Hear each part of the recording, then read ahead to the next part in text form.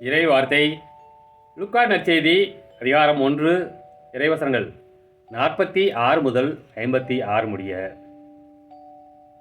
அதை கேட்ட மரியா பின்வருமாறு கூறினார்: ஆண்டவரை எனது உள்ளம் போற்றி பெருமைப்படுத்துகின்றது. என் மீட்பராம் கடவுளை நினைத்து எனது மனம் பேருவகை கொள்கின்றது. ஏனெனில் அவர் தம் அடிமையின் தாழ்நிலையை கண்ணோக்கினார். இது முதல் எல்லா தலைமுறையினரும் என்னை பேறு பெற்றவர் என்பர். ஏனெனில் வல்லவராம் கடவுள் எனக்கு அரும் பெரும் செயல்கள் செய்துள்ளார். தூயவர் என்பதே அவரது பெயர். அவருக்கு அஞ்சி நடப்போருக்கு தலைமுறை தலைமுறையாய் அவர் இரக்கம் காட்டி வருகின்றார்.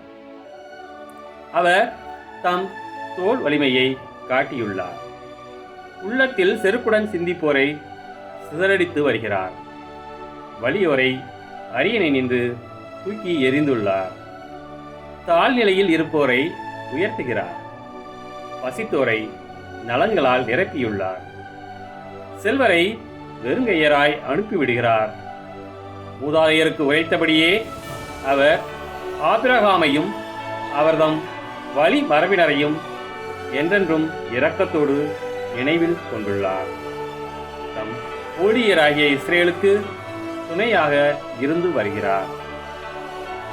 மரியா ஏறக்குறைய 3 மாதம் எலிசபெத்தோடு தங்கியிருந்து பின்பு தம் வீடு திரும்பினார்.